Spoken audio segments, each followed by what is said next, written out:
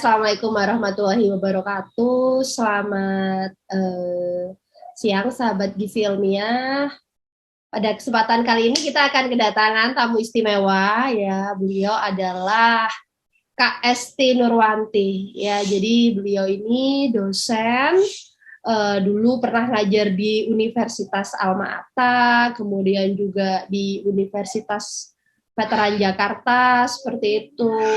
Melanjutkan studi S1 dan S2 di Universitas Gajah Mada, kemudian melanjutkan studi S3 di Taipei Medical University Taiwan, dan beliau saat ini juga mengembangkan aplikasi layanan gizi namanya Gizi Nusantara yang berfungsi untuk meningkatkan layanan gizi di seluruh Indonesia, ya. Jadi bagi masyarakat yang tertarik untuk menyelesaikan masalah gizi bisa menggunakan aplikasi Gizi Nusantara untuk bisa meningkatkan akses layanan terhadap gizi, seperti itu.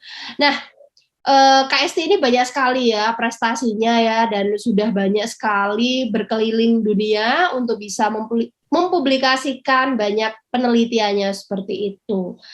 Kemudian kalau kita lihat di Google Scholar ataupun di ResearchGate, nah sangat banyak publikasi beliau, ya. Dan kebanyakan dari publikasi beliau memang membahas mengenai obesitas, seperti itu, ya. Jadi obesitas itu adalah salah satu penanda sakit, ya, atau memang sudah sakit, ya, seperti itu, yang sangat krusial, ya, menentukan metabolisme tubuh seseorang yang berdampak pada seluruh sistem tubuh, seperti itu. Jadi tidak hanya sekedar mengganggu penampilan fisik sebenarnya, tapi ada banyak sekali faktor-faktor yang bisa memicu sekaligus konsekuensi yang bisa berdampak dari obesitas yang tidak terkendali. Nah, tentunya KST ini banyak banget, ya, pengalaman di bidang penelitian terutama, seperti itu, dan juga pengabdian serta pengajaran. Nah, pada kesempatan kali ini kita akan banyak diskusi ringan dengan beliau dari segala penemuan yang sudah dipublikasikan sebenarnya itu bagaimana sih fenomena obesitas di Indonesia. Karena banyak dari penelitian beliau yang memang menggunakan studi epidemiologi, yang artinya melihat dalam kacamata helikopter, ya, jadi melihat dari keseluruhan wilayah di Indonesia. Beda dengan studi yang sifatnya itu di laboratorium yang perlu skill laboratorium untuk bisa melihat fungsi metabolisme atau fisiologis. Nah, sementara KST ini lebih banyak melihat dari skop epidemiologi, yaitu bagaimana gambaran masalah di tingkat masyarakat atau. Nah, langsung saja, ya, kita tanya nih ke KST, ya. KST, ya, gimana nih kabarnya KST? Alhamdulillah baik. Alhamdulillah. Gimana nih kabarnya, Kak? Alhamdulillah, ya, masih diberikan kesehatan, ya, dan kemampuan untuk berpikir. Seperti itu. Oke, Pak, saya langsung saja, ya, karena tadi intronya ada banyak banget. Nah, sekarang saya mau tanya nih, sebenarnya apa sih yang membuat KST itu tertarik, ya, meneliti masalah kesehatan, terutama obesitas, ya, di Indonesia?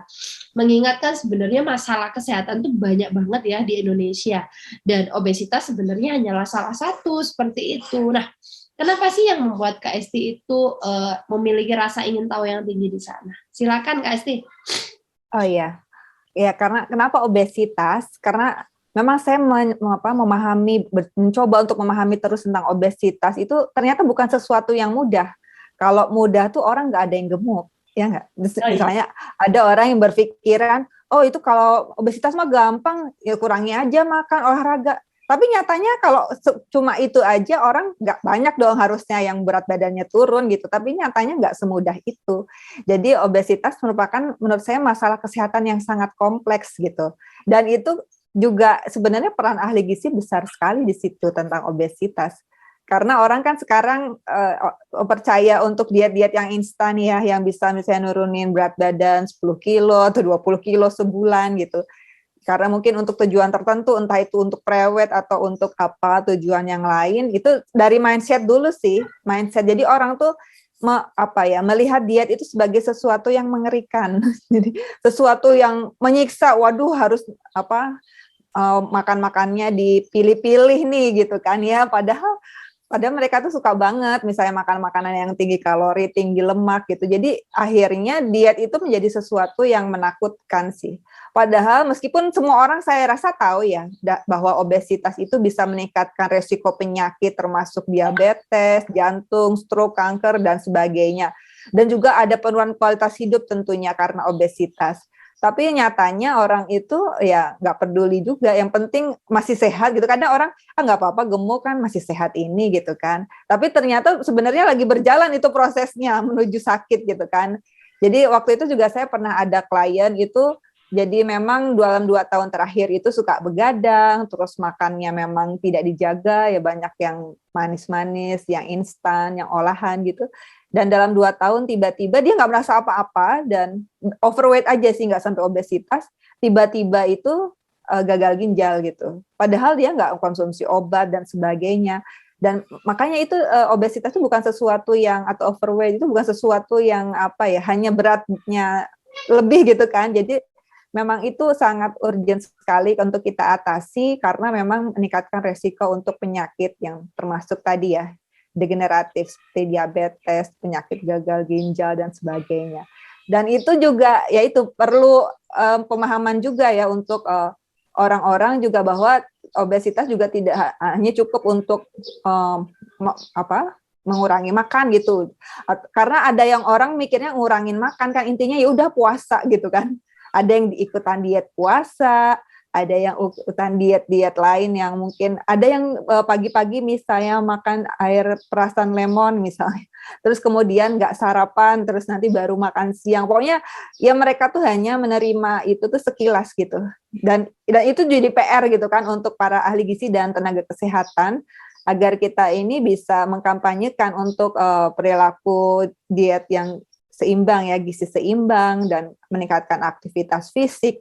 Tapi memang kalau gizi seimbang aja orang kan kayaknya menerimanya standar banget gitu kan. Jadi yang penting beraneka ragam. Tapi mereka tuh nggak bisa ngebayang beraneka ragam itu apa gitu kan. Atau mungkin yang misalnya rendah kalori itu seperti apa. Mereka rendah kalori itu mikirnya serendah-rendahnya kalori. Jadi padahal kan nggak serendah-rendah karena kita punya basal metabolik ya. Jadi ada minimum kalori yang masih kita perlukan untuk bisa beraktivitas fisik.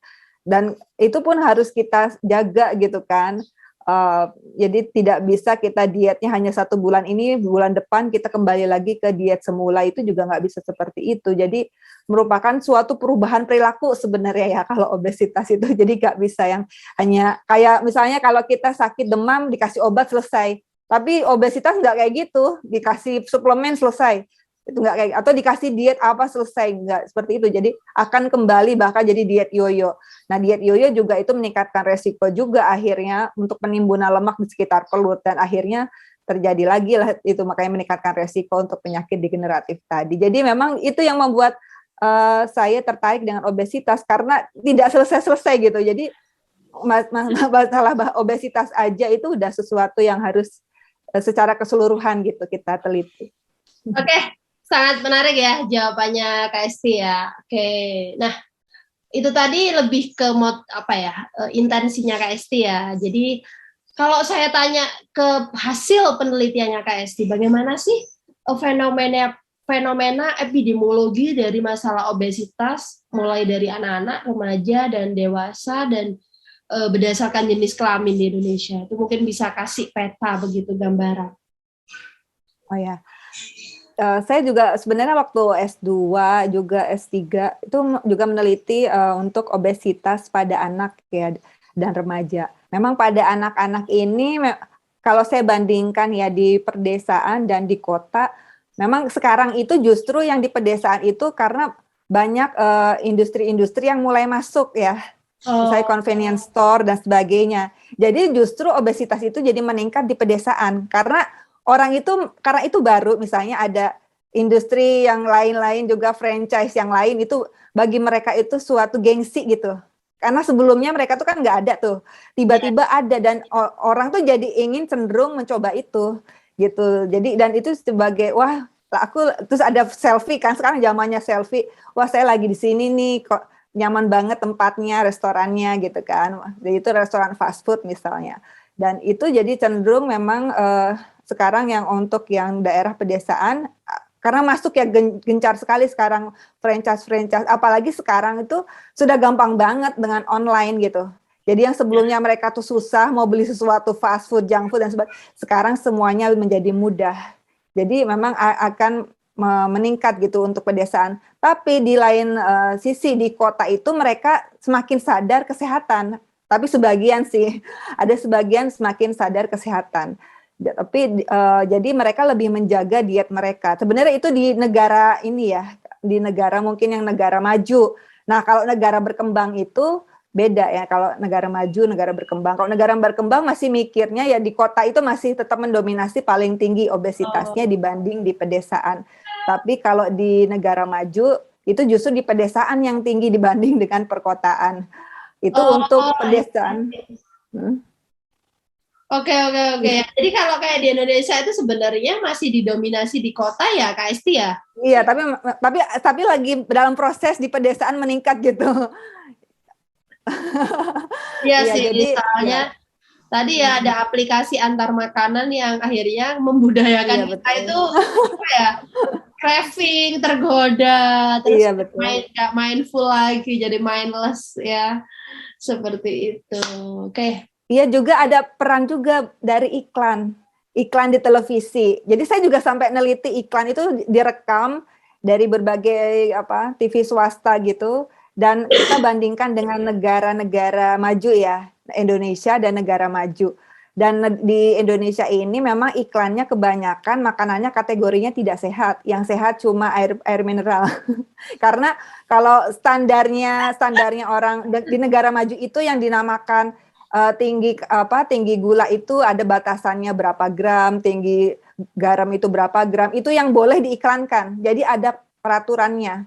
Jadi kalau itu melebihi dari peraturan tidak boleh diiklankan. Jadi itu. Tapi di kita kan bebas. Jadi semua makanan yang tinggi kalori, tinggi garam semua diiklankan gitu. Dan anak kan belum bisa memilih mana yang sehat, mana yang enggak. Jadi apa yang dia lihat di televisi itu pasti dia beli. Dan ternyata memang saya udah rekam tuh dari televisi, dan memang yang dikonsumsi di lapangan ya sama kayak di iklan. Jadi memang peran iklan itu juga sangat berpengaruh.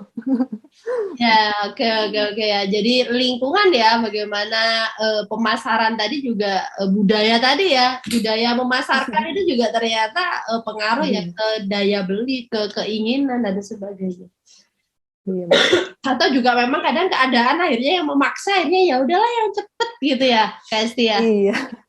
Iya juga lingkungan ya. Jadi misalnya si ibu itu pengen anaknya makan sehat nih, tapi dia waktu ke sekolah di SD itu banyak orang-orang pedagang-pedagang itu masuk, entah itu cilor lah, entah itu apa, banyak banget gitu kan, makan yang digoreng, makan yang manis.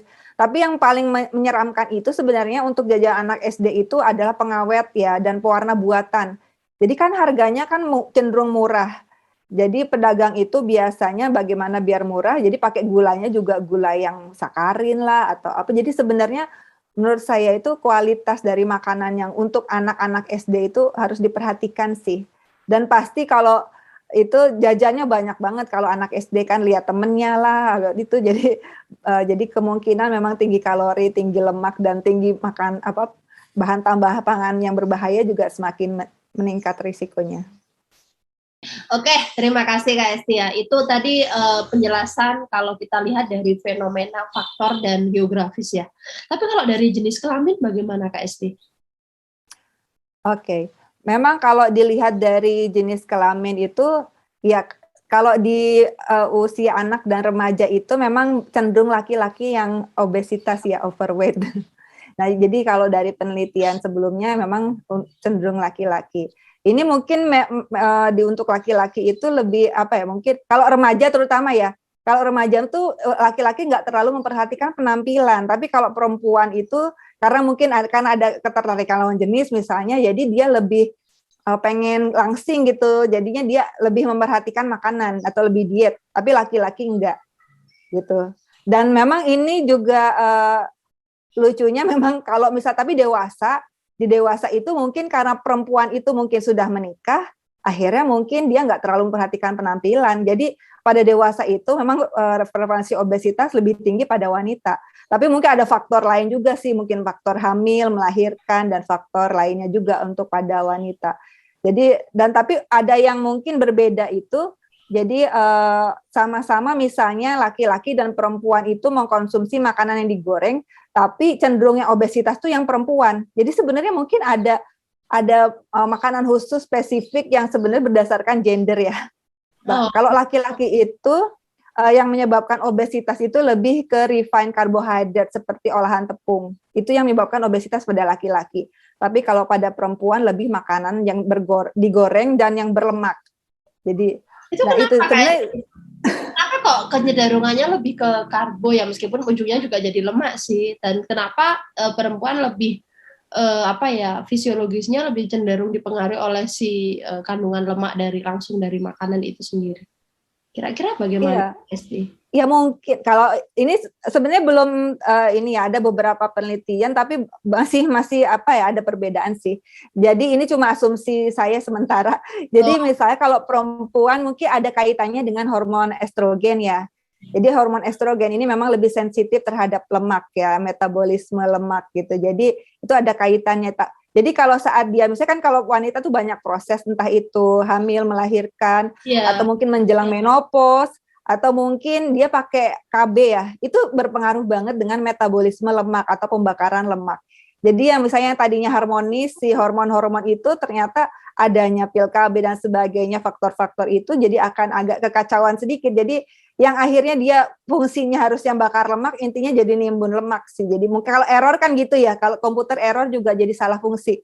Ya tubuh kita juga gitu, kalau ada gangguan hormon itu biasanya ada perubahan fungsi tadi, yang harusnya membakar lemak. Ini menarik sih ya, jadi karena mungkin perempuan lebih sensitif ya dengan lemak tadi ya, karena kandungan estrogennya yang lebih tinggi seperti itu. Tapi kalau laki-laki kenapa refined karbohidrat? Nah sebenarnya di laki-laki juga ada beberapa hormon kayak testosteron dan lain-lain. Nah, tapi untuk kaitannya dengan karbohidrat, saya juga sebenarnya penasaran juga. Jadi memang ada kaitannya juga. Apakah mungkin di peran karbohidrat itu juga mengganggu keseimbangan dari hormon testosteronnya tersebut gitu. Jadi akhirnya sama tadi ke pembakaran lemak, proses pembakaran lemak begitu. Jadi mungkin ada kaitannya sih. Jadi ada memang hormon-hormon tertentu ya. Kayak kita genetik juga kan ada orang yang misalnya kalau secara genetik ini, kalau seperti ini genetiknya makan makanan ini yang cocok itu mungkin ada. Nah kalau gender itu agak luas soalnya, mungkin ada kaitannya juga gender dan genetik kan akhirnya. Jadi sebenarnya masih perlu diteliti lagi. Oke, menarik nih KST ya, curiosity-nya ya tentang tadi ya bagaimana respon yang berbeda ya dari jenis zat gizi terhadap antropometri tubuh. Kemudian nih, tadi sepertinya udah mulai disinggung sedikit ya tentang peran lingkungan seperti itu. Nah, menurut Kak Esti nih dari pengamatan Kak Esti, bagaimana selama ini ya dari data publikasi dan penelitian Kak Esti itu peran lingkungan itu sebesar apa? Apakah lebih dipengaruhi di rumah atau di luar rumah seperti itu? Mungkin bisa dijelaskan dalam menentukan resiko obesitas. Oke. Misalnya kalau saya lihat ya, mahasiswa aja ya, mahasiswa dia itu kan sebelumnya waktu SMA biasanya badannya tuh langsing ya. Jadi tapi dia berarti waktu SMA itu adalah berada di rumah bersama keluarga. Tapi saat dia kuliah, berarti dia keluar dari rumah. Jadi di situ dia ada lingkungan baru gitu kan. Dan lingkungan baru itu sangat berpengaruh sekali. Apalagi kalau kos-kosannya itu misalnya di kampus, dekat kampusnya itu adalah dipenuhi oleh junk food atau fast food. Jadi faktor lingkungannya tadinya kan makan makanan rumahan, terus waktu dia jadi mahasiswa berubah menjadi makanan yang banyak jajan di luar gitu. Dan itu banyak terjadi, mahasiswa itu menjadi obes saat misalnya udah semester 3, 4, 5 biasanya. Kalau awal-awal masih langsing. Nah, setelah semester 3 gitu ada perubahan di berat badan, di overweight. Karena saya juga pernah penelitian untuk mahasiswa gitu, memang ada perubahan seperti itu. Jadi waktu itu kita sampai bikin intervensi gitu untuk makan dan juga untuk olahraga dan sebagainya. Tapi memang mereka itu kebanyakan ya kalau pas di recall itu banyaknya yang makanan jajanan seperti pecel lele atau semua yang digoreng lah pokoknya, entah itu yang lain gitu kan, gorengan dan sebagainya gitu. Jadi memang karena memang yang tersedia di sekitar dia, apalagi kalau kos-kosannya nggak bisa masak ya. Jadi ya apalagi itu, apalagi sekarang gampang banget nih dengan aplikasi online, makanan apapun yang enak-enak dan biasanya memang high fat ya. Jadi high kalori juga itu gampang banget diakses. Dan pas saya tanya juga sama mahasiswa itu, kamu kalau makan gimana? Jadi, oh saya biasanya pesen ini aja aplikasi online Bu, lebih gampang, nggak ribet gitu. Apalagi kos kan ribet. Mana cuma kamar doang kan biasanya nggak bisa masak ya kan. Jadi memang itu kenyataan ya untuk perbedaan kalau memang tinggal di rumah sama tinggal di luar rumah sih. Jadi apalagi kalau usianya mahasiswa atau mungkin atau yang baru-baru kerja itu, jadi ada ini juga, ada gaya hidup yang baru lagi, yaitu sering nongkrong di kafe, restoran, kedai-kedai sambil wifi gitu kan ya. Terus juga seneng banget saya lihat tuh kalau orang remaja dewasa itu seumuran misalnya 20 ke atas ya, sukanya itu adalah memposting fast food. Jarang banget yang suka memposting makanan sehat. Jadi misalnya fast food gitu kan di restoran yang misalnya bagus nih desainnya instagramable apa namanya tuh. Terus foto-foto di situ. Akhirnya kan jadi sering mereka untuk datang ke restoran fast food seperti itu. Dan gitu. Jadi memang ya sangat berpengaruh sekali. Jadi pola makannya jadi yang lebih cenderung yang tidak sehat sih. Oke, menarik nih Kak Esti ya. Apa itu penjelasannya?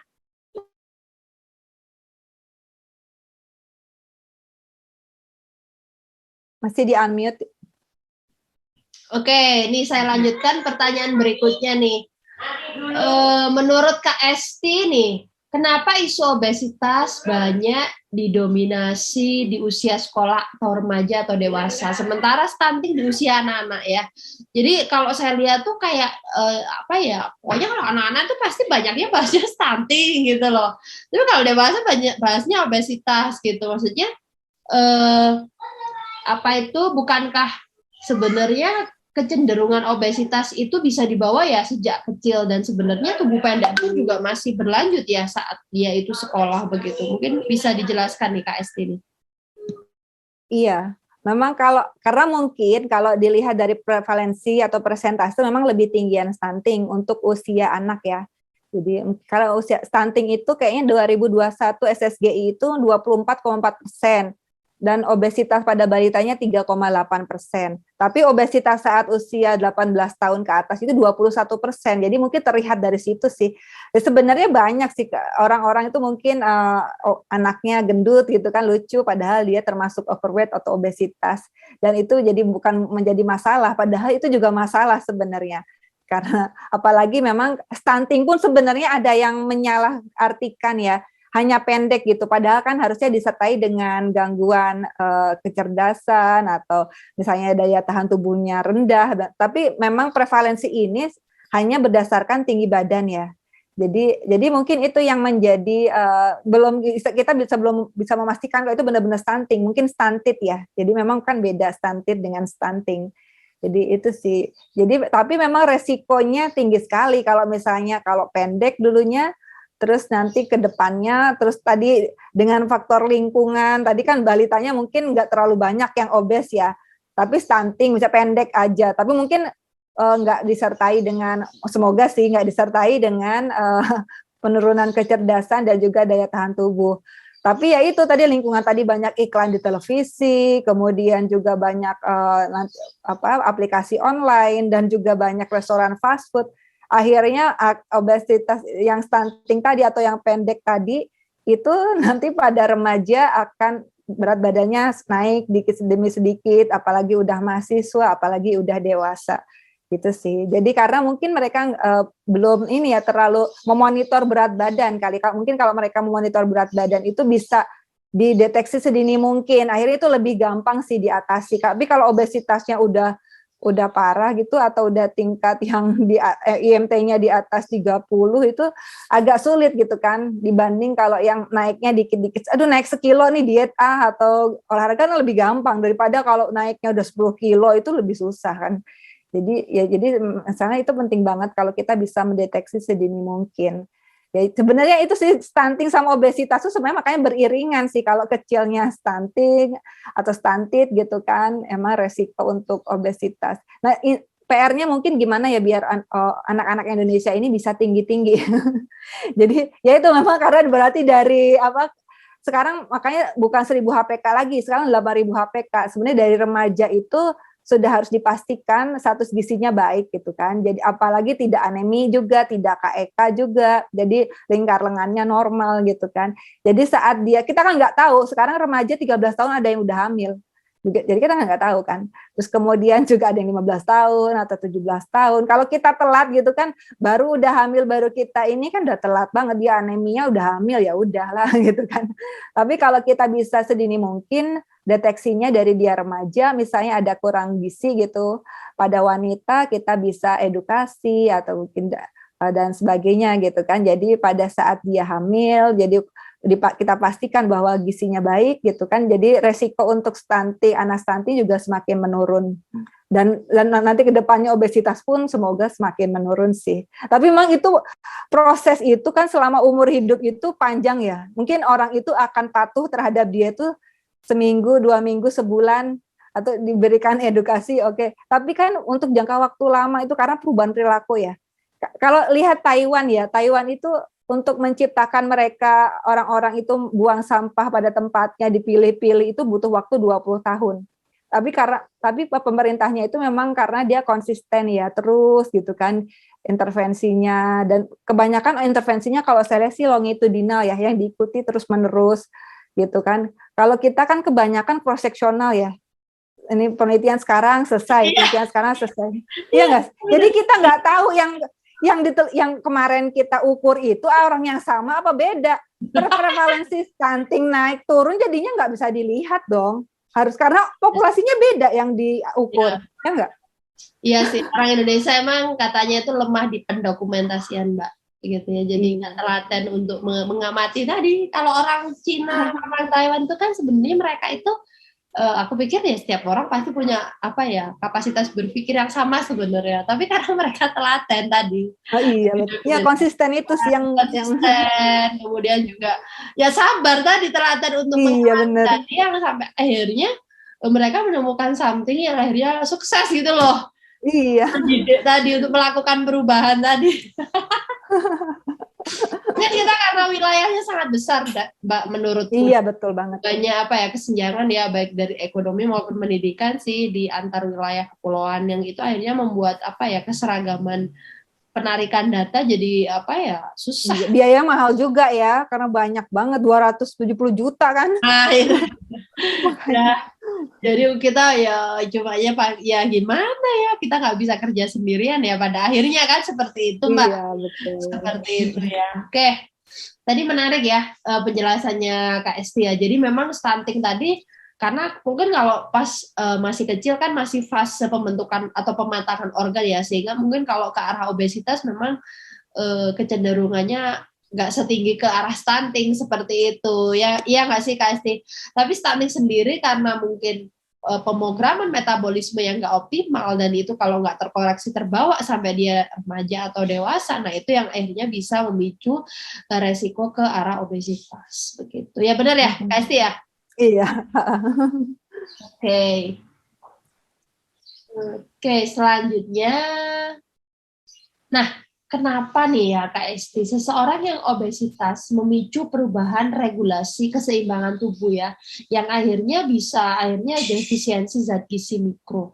Apakah karena konsumsi makanan yang rendah zat gizi mikro atau mekanisme resistensi dari proses ketidakseimbangan energi tadi? Dan kenapa mekanisme kembali membaik nih ketika kondisi inflamasi atau peradangan dalam tubuhnya itu dikoreksi? Mungkin bisa dijelaskan nih Kak Esti secara fisiologis begitu. Oke. Jadi memang kalau obesitas itu kan cenderung persentase lemaknya tinggi ya intinya ya. Jadi memang kalau kita fokus ke persentase lemak, dan tentunya tadi persentase lemak yang terlalu tinggi dalam tubuh tentunya akan mengganggu metabolisme dan kerja hormon yang ada dalam tubuh kita. Jadi di mana tadi mungkin ada resistensi insulin, yang tadi insulin harusnya dia bantu kalau ada glukosa dari makanan itu dimasukkan ke dalam sel lah, biar kita bisa diubah menjadi energi sehingga kita berenergi. Tapi karena resistensi akhirnya kan gula darahnya beredar di peredaran darah gitu kan. Dan itu baru dari segi ini ya, metabolisme dari glukosa misalnya. Itu ya, itu juga ada kaitannya akhirnya dengan metabolisme lemak. Tadi kan glukosanya tadi kalau nggak dimasuk ke dalam sel dan diubah jadi energi, tentunya akan berlebih ya, intinya berlebih. Nah, tubuh itu kan mau berlebih glukosa mau diapain ya, disimpan kan. Akhirnya mungkin disimpan ya, akhirnya juga berpengaruh ke persentase lemak juga akhirnya. Jadi sebenarnya prosesnya itu cukup rumit ya. Itu baru insulin, belum hormon-hormon yang lain, entah itu grelin lah, leptin lah. Jadi misalnya grelin kan yang meningkatkan nafsu makan misalnya kan. Ya kalau dia udah error grelinnya yang harusnya sebenarnya udah cukup makannya gitu kan. Tiba-tiba kan karena error udah masih lapar kok makan terus mereka. Jadi ada memang beberapa orang obesitas itu nggak bisa menahan nafsu makan gitu kan. Jadi terus si leptin bantuin gitu kan, harusnya kan udah cukup, udah turunin nafsu makannya. Tapi error kan. Karena error tadi ya udah jadi resisten gitu kan. Jadi enggak kok, masih aja terus makan aja gitu. Jadi itu juga ada tapi ada kaitannya juga itu terkait dengan makanan-makanan tertentu seperti pewarna dan pengawet juga ternyata ada pengaruhnya terhadap hormon. Jadi dia bisa merusak hormon leptin grelin, akhirnya error tadi. Jadi memang untuk sinyal itu jadinya rusak secara permanen itu juga bisa, karena terutama juga pemanis kayak sakarin juga ya. Jadi itu pengaruh ya kaitan ke hormon tubuh kita. Iya dong pastinya.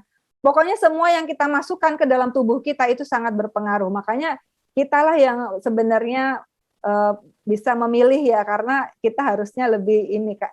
Karena kita bukan masukin sampah ke dalam tubuh kita intinya ya. Kita jadi sebenarnya tugas kita yang bisa memilih. Makanya sebenarnya peran edukasi gizi ini sangat penting sekali. Karena kalau misalnya kita aja nih misalnya beli mobil BMW, pasti kita nyarinya bahan bakar yang bagus dong, mau dimasukin ke dalam mobil gitu kan, biar kerja mobil itu berfungsi. Coba dikasih air dari selokan gitu kan, coba rusak nggak mobilnya? Sama dengan kita, apalagi tubuh kita. Kalau mobil tuh spare partnya bisa dicari lah. Kalau kita dari mana gitu kan? Jadi makanya itu baru misalnya kita konsumsinya misal sakarin itu 1 kali 2 kali. Gimana kalau kita sudah bertahun-tahun mengkonsumsi itu? Bagaimana terjadi gangguan hormonalnya kan udah kacau banget dan. Jadi semakin sulit untuk diperbaiki. Makanya ada orang yang memang gemuk tuh nggak bisa turun-turun ya mungkin karena itu udah rusak secara permanen gitu, dari kerja hormonnya lah, metabolismenya dan sebagainya. Tapi sebenarnya masih kita bisa minimalisir ya, bisa kita minimalisir. Mungkin salah satunya ya tadi kita menghindari dulu untuk makanan-makanan yang tidak hanya yang tinggi kalori, tinggi lemak sih. Kalau itu udah pasti yang menyebabkan obesitas. Juga makanan-makanan tadi dengan bahan pangan yang berbahaya tadi, dan juga sebenarnya pestisida dari buah-buahan, dari sayuran juga kita menyangkanya sehat. Dan ternyata kalau ada pestisidanya juga ngaruh juga akhirnya ke hormonal. Dan apalagi sekarang kalau beras ya, kalau saya tanya ke petani-petani itu, beras itu dari pembibitan sampai dipanen itu pakai pestisida gitu. Karena kalau enggak nanti diserang hama. Jadi dari beras pun sebenarnya pestisida itu sangat banyak banget. Makanya kita jangan tambah-tambahin itu dengan makanan-makanan tidak sehat lainnya gitu. Apalagi dengan apa yang suka konsumsi saus-saus yang entah warnanya tekstil apalah gitu. Jadi itu juga sangat berbahaya ya. Jadi mungkin sebenarnya semuanya dari makanan sih. Dan terus akhirnya makan apa dong Kak Esti dong? Gitu ya. Ya makanya memang kan nggak cuma makan gitu loh. Ya makanya sekarang orang-orang memang mikir organik ya, makanan organik, tapi memang mahal sih.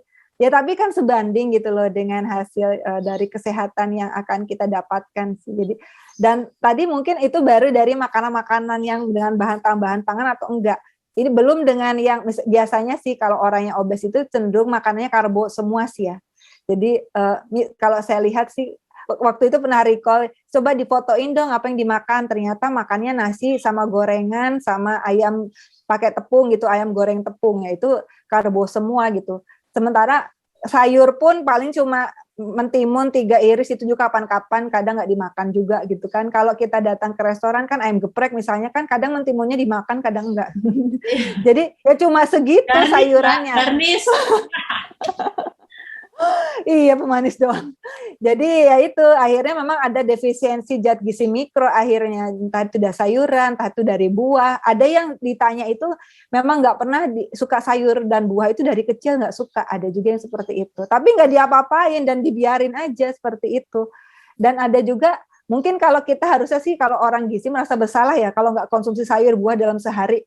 Oh, kayaknya ada yang kurang nih, ada yang PR nih, belum makan apa ya gitu.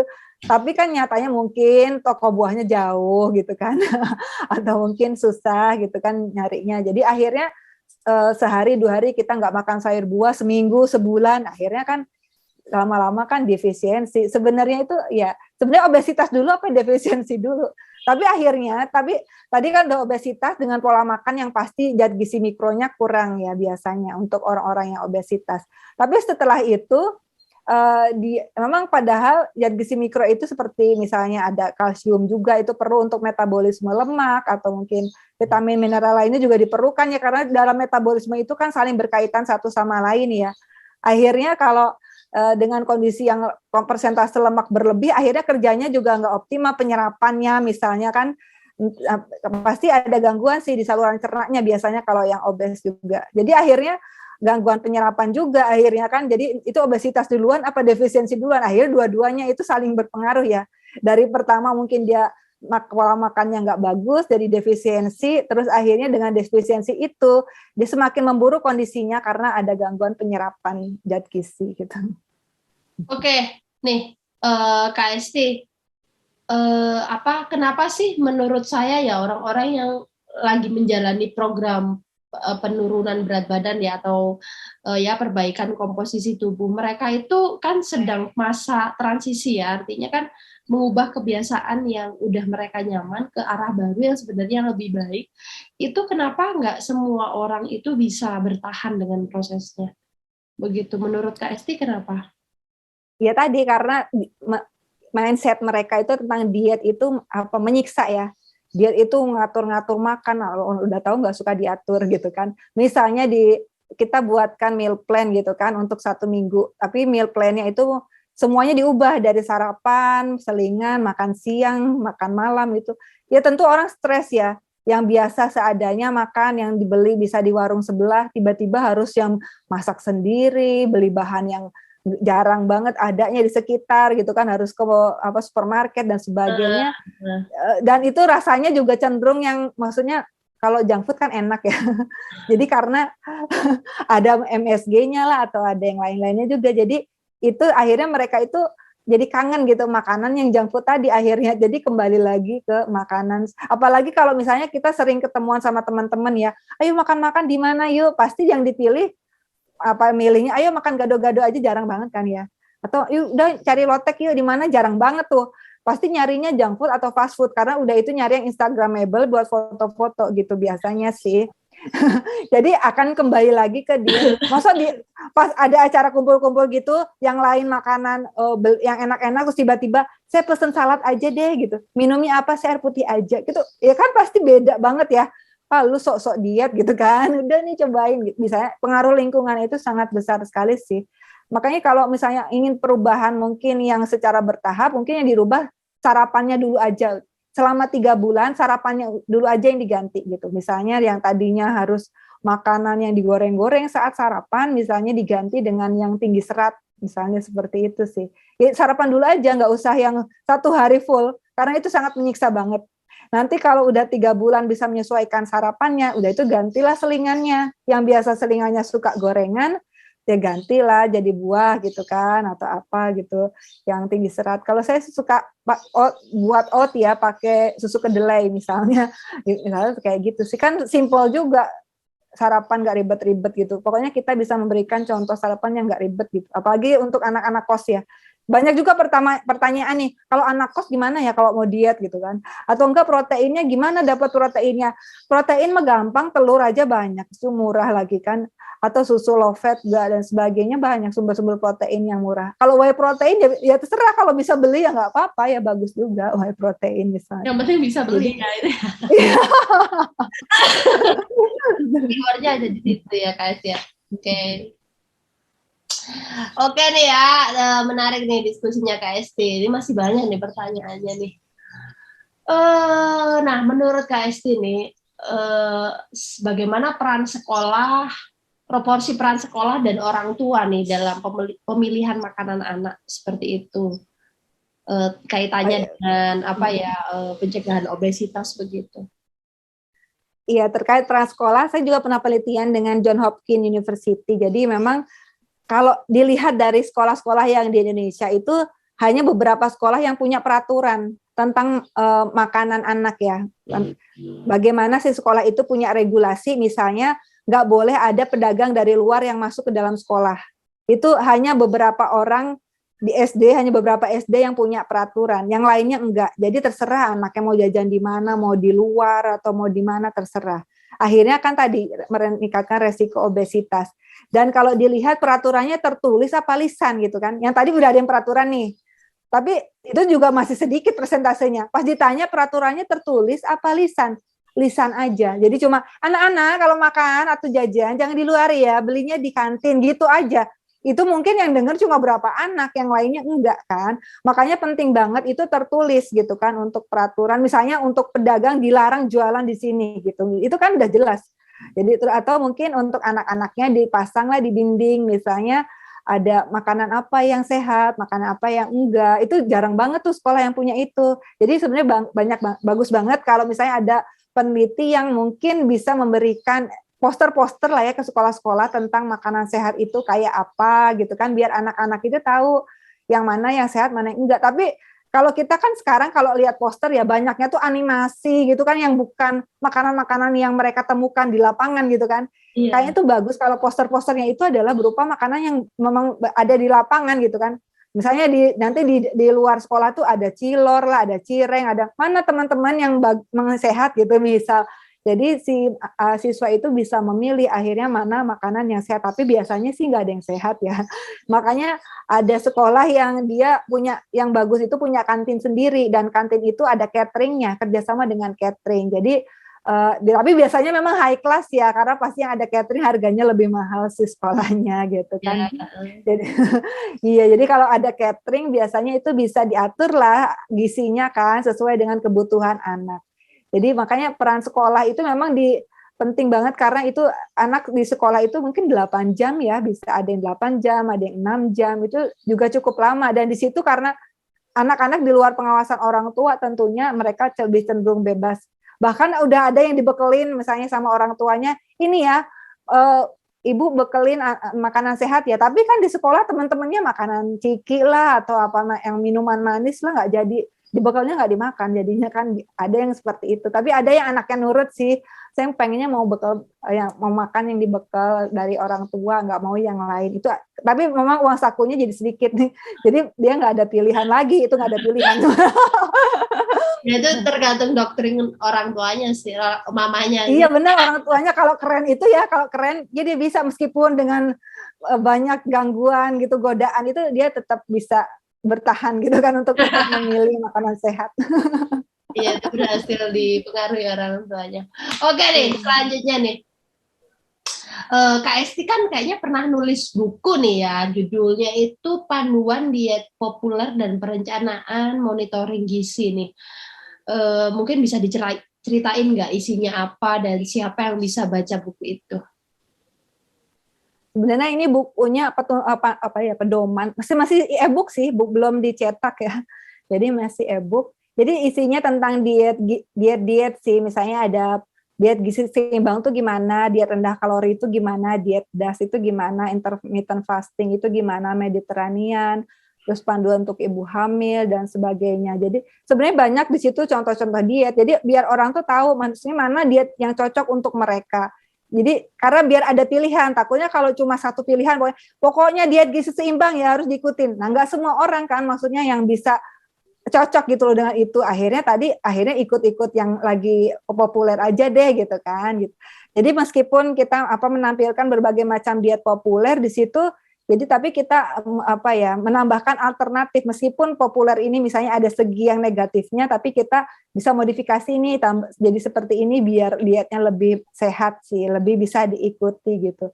Jadi boleh misalnya Mediterranean boleh, tapi mungkin bahan makanannya disesuaikan dengan bahan makanan Indonesia yang ada di sekitar gitu kan, misal. Jadi lebih mudah diaplikasikan oleh masyarakat sih, atau terutama remaja ya, karena mungkin atau dewasa juga bisa. Karena ini panduannya kan yang bisa mungkin yang cocok sih remaja dan dewasa gitu sih. Dan di situ juga yang penting monitoringnya ya. Jadi dari ke hari itu apakah ada perubahan makan atau enggak. Jadi misalnya dilihat hari ini makannya apa aja, terus bisa kayak nulis diary gitu loh. Saya hari ini makan ini. Tapi sebenarnya itu paper based sih e-booknya. Tapi kita juga makanya ada aplikasi Gizi Nusantara ini ada food recordnya. Jadi orang itu mencatat apa yang dia makan itu pakai aplikasi gitu. Tapi kalau saya juga penelitian nih dalam 7 hari aja ya. Coba kita minta partisipan itu mencatat food record selama 7 hari. Paling yang dicatat cuma sehari, 2 hari gitu. Kenyataannya nggak semua orang suka nyatet makanan yang dimakan ya. Mereka sukanya mencatat tentang kenangan indah bersamanya gitu kan dibanding dengan makanan apa yang dikonsumsi. Jadi ya itu sih. Akhirnya kita tuh yang harus reminder setiap hari, setiap 3 kali makan dan 2 kali seling. Jadi setiap pagi kita coba jangan lupa ya dicatat gitu kan makannya apa pagi ini. Terus jangan lupa dicatat selingannya sekarang makan apa gitu terus jadi perlu ada reminder gitu, tapi itu pun nggak semuanya, jadi nggak semua partisipan itu semuanya benar-benar mengisi jadwal sesuai dengan jadwal 3 kali sehari dan 2 kali selingan. Makanya terus dibandingkan sama orang Taiwan jangankan ya mencatat semua makanan yang dimakan, ditimbang, jadi semua makanan itu dipisah-pisah satu-satu ditimbang, niat banget nih, jadi mungkin kayaknya udah didoktrin dari kecil ya untuk bisa memilih-milih makan terus ditimbang segala. Jadi mereka tuh udah terbiasa gitu kan untuk diet itu udah terbiasa karena anak saya waktu itu kan di PAUD gitu di Taiwan memang udah diajarin gitu kan makan apa yang sehat gitu mah. Terus disediain di sekolah. Ini coba kamu pilih mana makanan sehat, makannya seberapa. Makanya pas saya tuh pernah jadi ngajak anak saya, "Yuk makan yuk di restoran fast food." Nggak mau nanti gendut. Kan kata Bu Guru makan kayak gitu gendut. Perasaan cuma sekali-kali, itu pun seminggu sekali kok gitu amat sih. Jadi kayak pikiran mereka tuh udah kayak nggak mau pokoknya karena Bu Guru udah bilang kalau makanan sehat tuh seperti ini. Jadi pas ditawarin makannya tidak sehat, mereka tuh jadi kayak protes sendiri. Jadi kitanya malah yang kayak ini jadinya saya yang salah ya. Jadi malah dikasih tahu anaknya gitu. Jadi karena itu terus kalau dilihat memang orang-orang Taiwan lebih langsing-langsing ya. Jadi jadi mereka tuh memang lebih care ya terhadap apa yang mereka makan sih. Saya juga pernah kan, jadi bawa oleh-oleh dari Indonesia, terus saya bagi-bagi di teman-teman di lab. Kalau dia bukan jam makan, mereka nggak mau makan.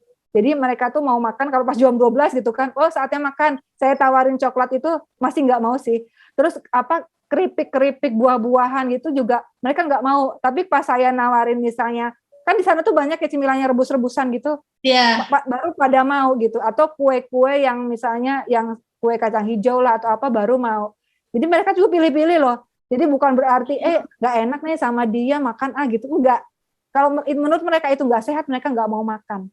Jadi kayak mereka tuh udah tahu sendiri gitu.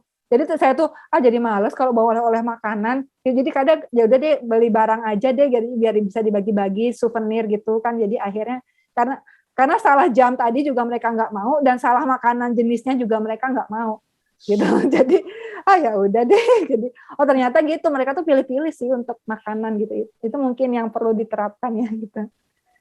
Ya soalnya memang anak usia segitu kan memang kadang apa yang dikatakan gurunya itu kan kedoktrin gitu loh, kadang ngalahin sama papanya nempel sampai dewasa gitu ya. Iya, padahal kan itu belum tentu benar, padahal maknya juga S3 gitu kan. Ya maksudnya kan ya sebenarnya kan semua tergantung dosis ya, tapi sebenarnya juga ya bagus sih gitu, artinya kan sebenarnya peran sekolah mungkin banyak berpengaruh itu ketika TK, PAUD, kayak gitu-gitu ya Kak Esti ya. Itu Iya benar. Jadi normal mereka tuh terbiasa kalau makan buah tuh buah aja. Kalau kita kan kalau makan buah harus pakai susu kental manis lah, harus apa. Karena tadi mungkin karena anak kecil waktu kecil nggak suka makan buah, akhirnya dimodifikasi tapi pakai kental manis dan lain-lain. Tapi kalau di Taiwan itu mereka itu benar-benar membiasakan itu tuh pure gitu kan. Jadi makan buah ya buah aja gitu. Jadi nggak usah pakai tambahan yang lain. Itu jadi akhirnya sampai dewasa mereka seperti itu. Jadi biasa dengan yang hambar-hambar. Coba kan dulu Iya, gambar hambar-hambar emang. Tapi saya dulu hambar-hambar pas di biasa. Taiwan jarang sakit sih Mbak, jujur ya. Iya kan? Jujur sih, aku nggak tahu ya karena mungkin vegetarian ya akhirnya kan nggak tahu Oh sih iya benar. rasanya lebih enteng gitu badannya. Iya kan lebih enak, lebih sehat kan, beda banget. Jadi memang makanannya lebih sehat-sehat sih. Kalau lihat vegetarian juga banyak ditambahkan jahe. Jadi mungkin mereka juga Iya, herbalnya cukup ini ya. Jadi cukup nah itu mungkin kental salah ya. satu.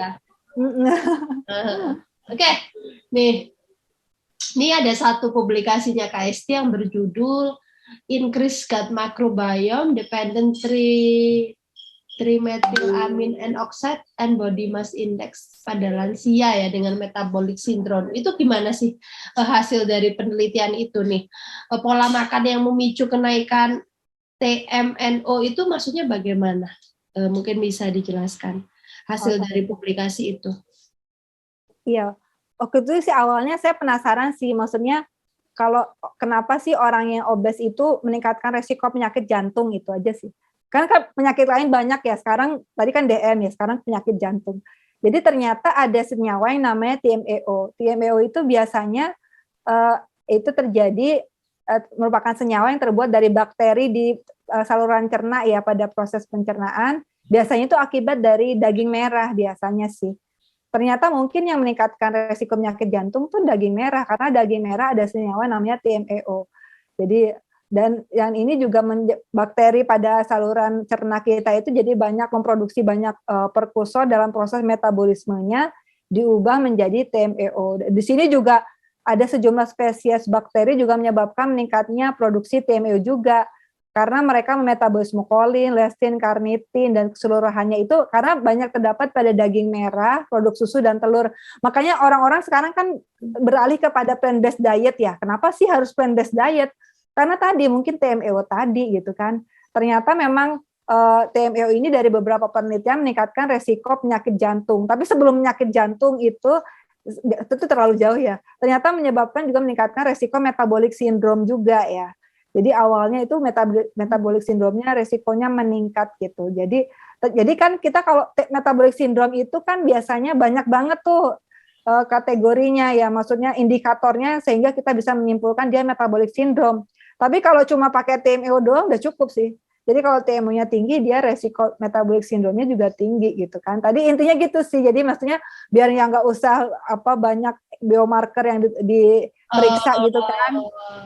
Jadi cukup satu aja dengan biomarker TMAO udah dia metabolic syndrome gitu sih awalnya. Tapi Bisa, memang ya? ternyata itu bisa ya pakai TMNO itu ya itu udah cukup karena kan kalau kita ngomongin kriteria sindrom metabolik kan ada gula darah, tekanan darah, kemudian apalagi ya antropometri seperti itu ya.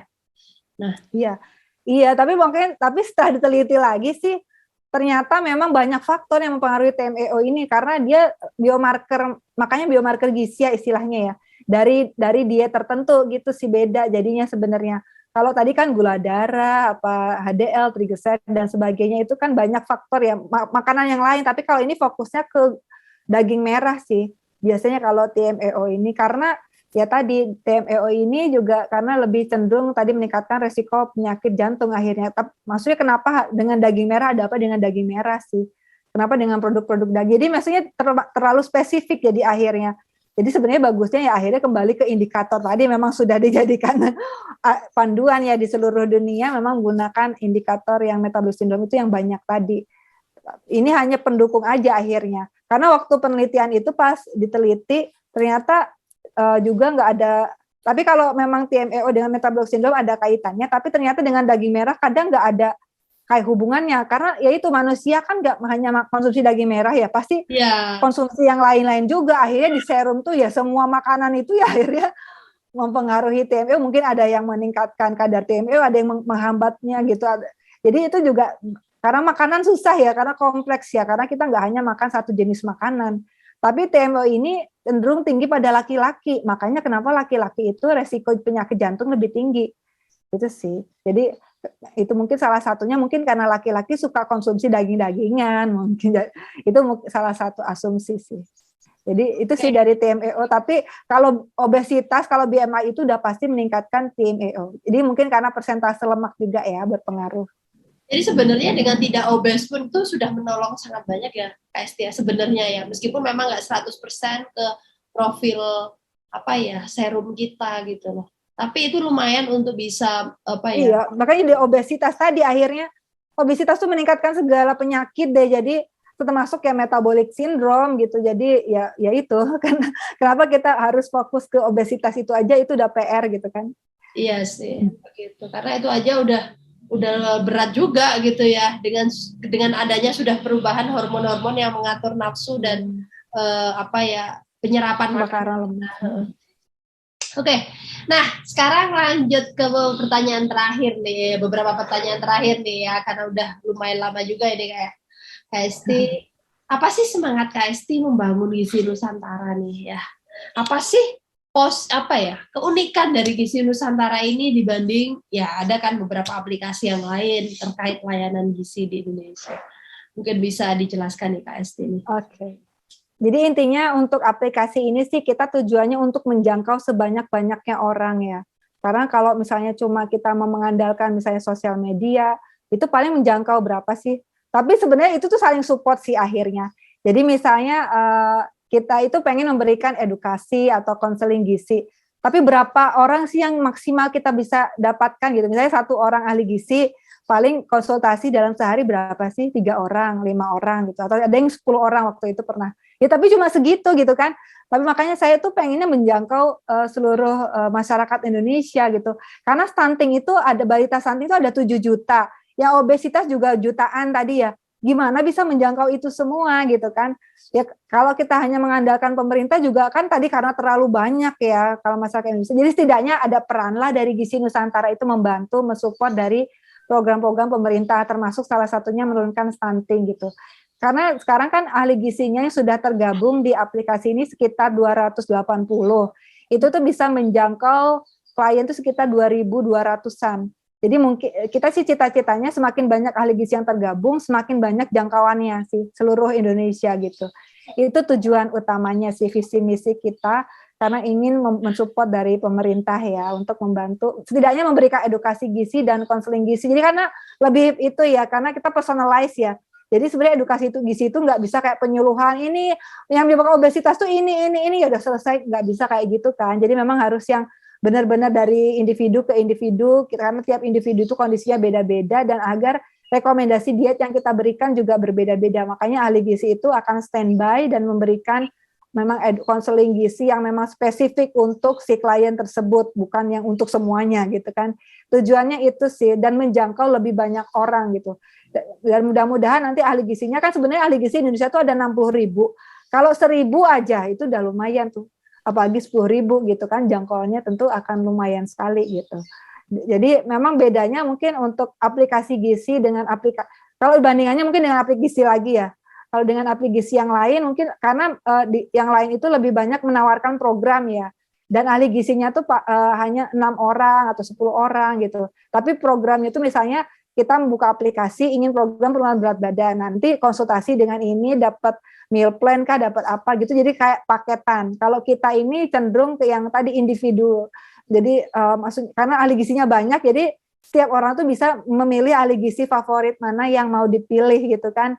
Jadi nggak berdasarkan paketan awal. Jadi tapi kemudian kita sampaikan ke si klien itu, ke si ahli gizinya mau apa tujuan dietnya gitu. Misalnya ingin berat badan, tapi ternyata ada masalah juga gula darahnya tinggi atau hipertensi, jadi lebih one to one ya, one on one konsultasi gitu sih. Dan maksudnya mungkin jangkauannya yang beda ya. Kalau yang paketan tadi mungkin jangkauannya satu hari bisa berapa orang sih yang dia bisa layani.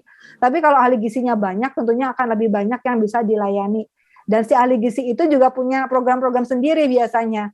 Jadi kita juga menciptakan nutripreneur gitu kan. Jadi kita intinya Gizi Nusantara hanya menyediakan platform Jadi biar si ahli gizinya itu yang kreatif.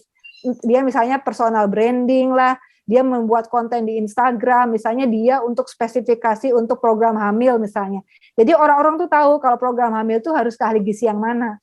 Misalnya terus ada juga yang lebih suka tentang diabetes, maka dia brandingnya tentang diabetes. Jadi kita juga kadang sharing-sharing tentang digital marketing juga, karena harus personal branding. Jadi itu di antara banyak list ratusan ahli gizi, kenapa si klien memilih ahli gizi A atau ahli gizi B? Tentunya itu juga karena si ahli gizi tersebut punya personal branding yang bagus sih. Jadi intinya kita ingin setidaknya menyediakan platform sih. Kalau yang lain kan menyediakan layanan yang benar-benar paketan gitu. Kalau Gizi Nusantara itu menyediakan platform agar si ahli gizi bisa berkreatif, jadi memiliki ide kreatif untuk memberikan layanan seperti apa. Selain itu juga mereka bisa kerjasama dengan catering yang ada di sekitar mereka, maksudnya di lingkungannya mereka yang dekat dengan klien. Juga bisa juga si ahli gizi itu bisa juga entrepreneurnya dengan menjual produk ya, karena kita juga ada fitur store juga itu sih.